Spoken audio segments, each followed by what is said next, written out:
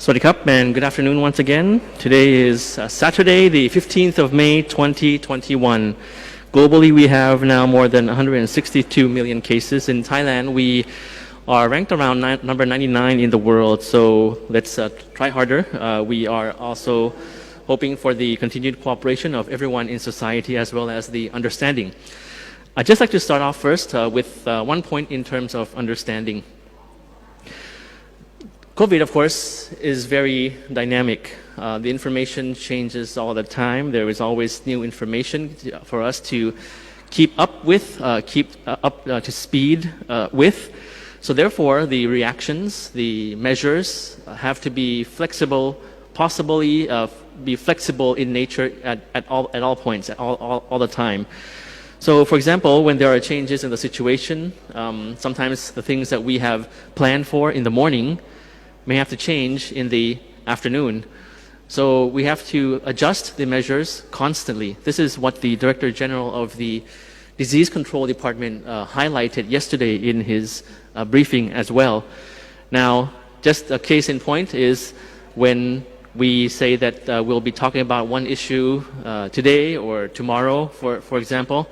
And on the way, while we're trying to gather the information and come up with the finalized measures to talk about, to announce, there might be some changes in the situation or the numbers or the something that happened along the way. So therefore, we have to adjust. So that's kind of very normal for such a fluid situation. But meanwhile, while I breathe, before I begin to give a briefing, sometimes questions might come in already on social media, as you know, on Twitter or in other modes. So please be patient and sort of like wait for the information to come out. I'm sure that every nanosecond counts, but it's like you're having a conversation, and as you pause for a short while to breathe in, a new question comes in.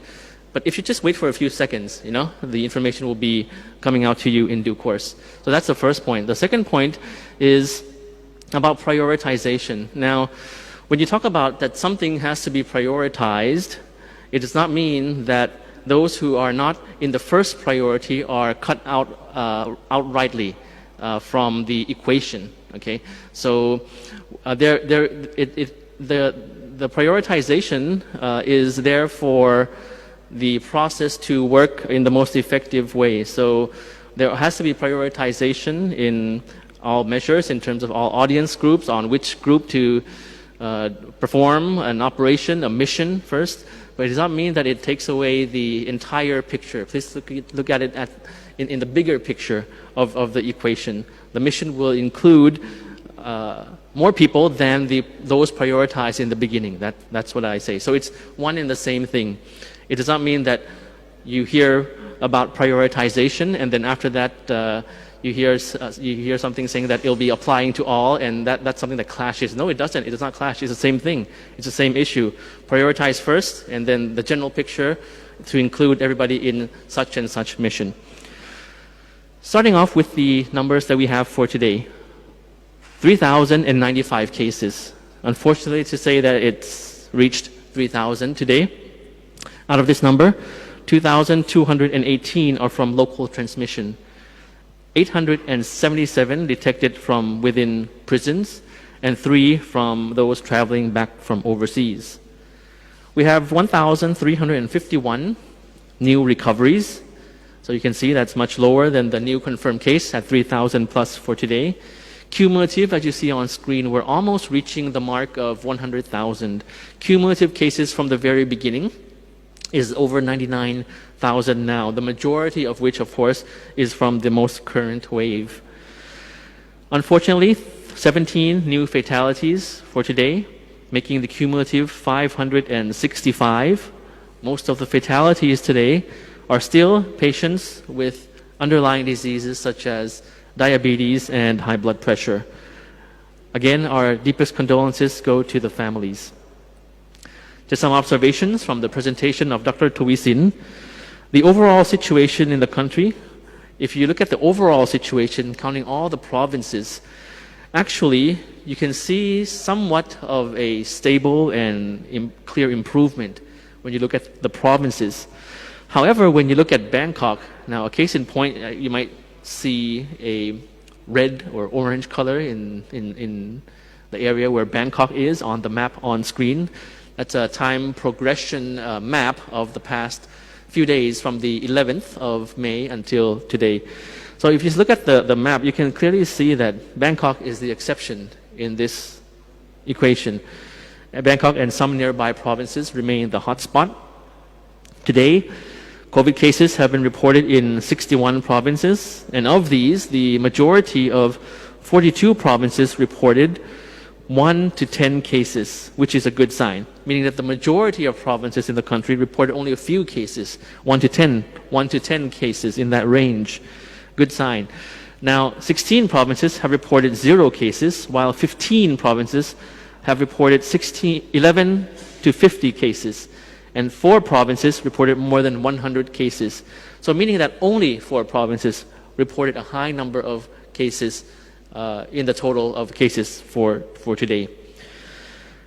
We can say that the high risk for infection remain in crowded residential areas, wet markets, and construction sites among people in close contact with infected patients or family members.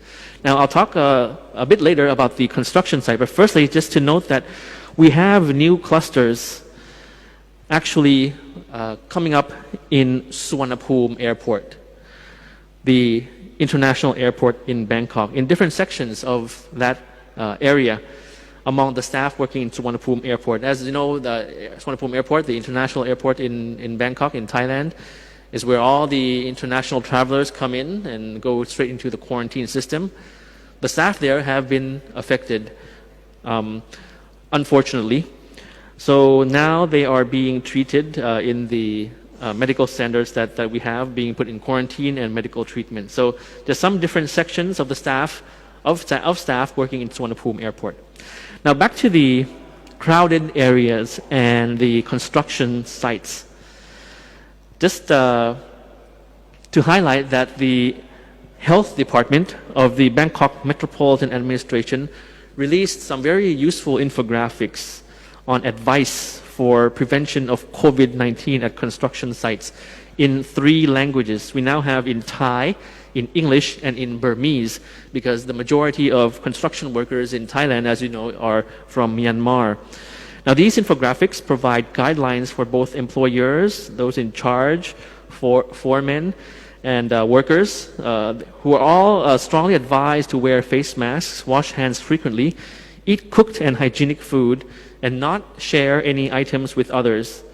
Maintain 2-meter physical distance and inform their employers or doctors immediately in case of any suspected symptoms. Now, these guidelines, you see one on screen now in Burmese, these are to be distributed among the construction companies around Thailand, and especially in Bangkok as well.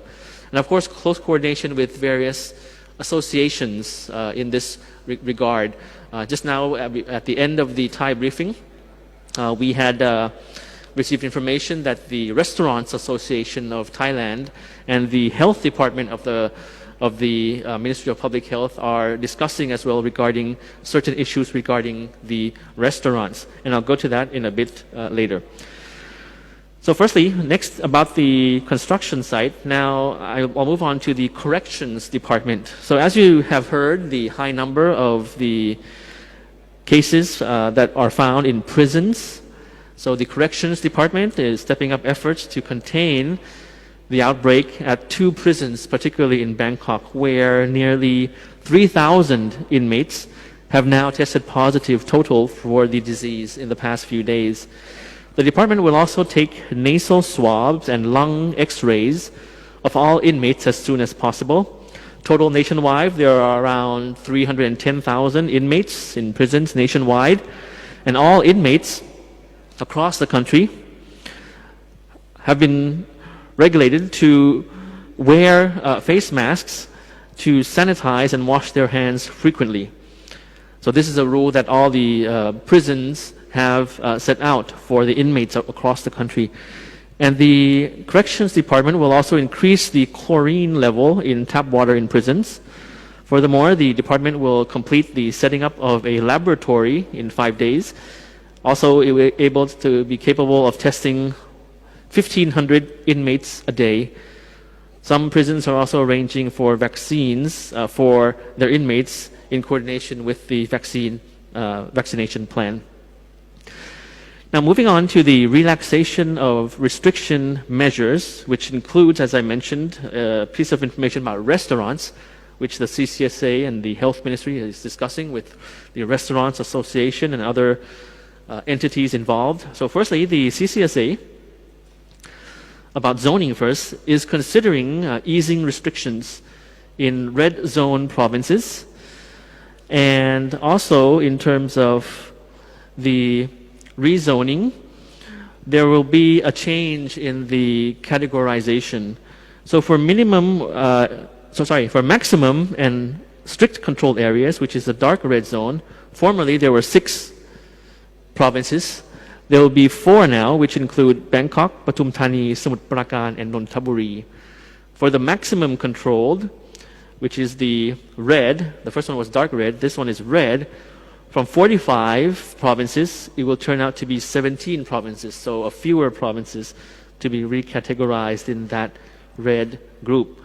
Now for the controlled, the number of provinces is going to increase from 26 to 56 provinces. In terms of the easing of restrictions per se, it is considered based on the several factors, such as the outbreak characteristics, the terrain, the number of people at risk of spreading the virus, and number of vaccinated persons. So on these updated measures, there will be the rezoning, as I mentioned, based on the criteria that I mentioned just now. And in the maximum and strictly controlled zones, from 6 to 4 provinces, as mentioned, those are actually provinces categorized because they have more than 100 cases per day. Now, all provinces will enforce mask wearing in public areas, and in the maximum and strictly controlled zones, the CCSA meeting this morning proposed that restaurants will be able to receive customers up to 25% or 1/4 of their capacity until 9 p.m. Takeaway would be allowed in those zones until 11 p.m. and the serving of alcoholic beverage still banned. Working from home is extended another 2 weeks, while most of the other measures would remain the same in that zone, dark red zone. And the CCSA will provide further details in due course once the Prime Minister has considered this proposal for the updated measures. So we're awaiting for the final approval of this proposal. The fastest that it can happen, that restaurants in Bangkok in particular can receive 25% of dine-in customers, the fastest that this will happen is when the Prime Minister approves this, which may be possibly the earliest tonight, Saturday night, or Sunday night. Now, moving on to the issue about field hospital. We have the opening of Busarakam Field Hospital, wherein yesterday the Prime Minister presided over the opening ceremony of this field hospital in Nonthaburi's Impact Mueang Thong Thani Exhibition Center as part of the efforts to handle the outbreak and, of course, to supply the number of beds necessary. This field hospital set up in cooperation with several parties and will be under the supervision of the Public Health Ministry. It can accommodate up to 1,200 patients immediately and has space for another 3,000 to 5,000 beds. So that will not be an issue. It is also equipped with respirators and for patients with severe symptoms. In terms of the vaccination, as of yesterday, I'd like to start off first by saying that Thailand administered more than 2.2 million doses already, of which 1.4 million are the first doses and almost 800,000 the second dose. We've received actually in total over 2 million doses, around 2.4 million doses. And if you see that We have inoculated 2.2 million. Therefore, the efficiency of giving the vaccine jabs is not an issue for Thailand. We can do that very, very fast as soon as the vaccines supply arrive according to the vaccination plan. And also, in addition, another 500,000 doses of Sinovac also arrived in Bangkok. And you see that on screen. The Deputy Prime Minister and Minister of Public Health also said yesterday regarding the challenges for the equitable access to COVID-19 vaccines must be reduced. The challenges to access must be reduced. Now, people can access registration for COVID-19 vaccine via the MOPROM application, and various organizations can make group appointments. Now, for foreign nationals, for non-Thai nationals, the application for registration is in the development process. Also, one way is also through the Walk-in COVID-19 vaccination service, which will operate nationwide soon. What you have seen in the news is actually the soft opening, so to speak, the test run for the walk-in. And for walk-in vaccination services, provinces that are ready to provide the vaccines can commence operations immediately. Now, just a case in point first is that in the beginning of this briefing, I mentioned about the fluidity, the flexibility that we all must have because the COVID situation is very, very dynamic. Now, in the beginning, we planned to begin the official vaccination for people that are not 60-year-old or have the 7 underlying diseases. For the general public, we planned for that for June, as you would know. Now, the situation has changed because actually the supply of vaccines are arriving earlier than we planned. So in May, which is this month, and towards the end of May, next week, towards the end of May as well, we have begun to start up with the new plans for walk-in vaccination because the supply has arrived earlier than usual. Now, next week, the walk-in, the official walk-in scheme would be beginning. That I believe that it will begin soon, perhaps around next week. And the Director-General of the Disease Control Department said that in principle, foreign nationals can also walk in for this vaccination in the announced locations that would be announced. So once again, official walk-in schemes would be starting very soon, I believe next week or around before the end of May, because the supplies of vaccines have arrived earlier than usual. So when that is announced of where and when the official walk-in scheme begins, that will be announced. The facilities are being discussed right now to have ample space to have the proper facilities. When that is announced, in principle, foreign nationals can also walk in. However, to ensure the efficient facilitation for foreign nationals and to prevent any language miscommunication, separate facilities for foreign nationals are also being discussed. So by the time that the walk-in schemes are officially open, hopefully we'll have separate facilities for foreign nationals to avoid any language miscommunication. So the Ministry of Foreign Affairs and the Department of Disease Control is discussing this as we speak to plan for such facilities in due course. So as soon as the MOPROM application is ready for foreign nationals, we'll let you know. As soon as the walk-in scheme is officially open for Thai nationals with all the new venues, the additional venues rather, we will hopefully be having a separate facility for foreign nationals. So I'd like to move on to the Bangkok Metropolitan Administration Food Delivery Project for medical personnel and staff who worked in affiliated hospitals and field hospitals. So this is a very good project by the BMA, mobile kitchen units, having meals some couple of times a week for healthcare workers. Now they sent out 1,000+ boxes to 6 hospitals, and they'd like to sincerely thank also members of the public who donated the ingredients for cooking. So that's a very good thing to learn about, that we are taking care of our medical personnel. Now, just some questions on social media outlets. There were a few questions today. I'd just like to touch on perhaps one of this. That is there a limit to the daily number of vaccines that will be administered to walk-in patients when the scheme officially begins?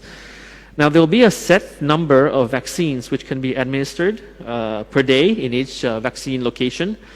If you go to a walk-in vaccination center and the number of vaccines had already reached its limit, you will be given a queue card for the next day. So that's very good to hear.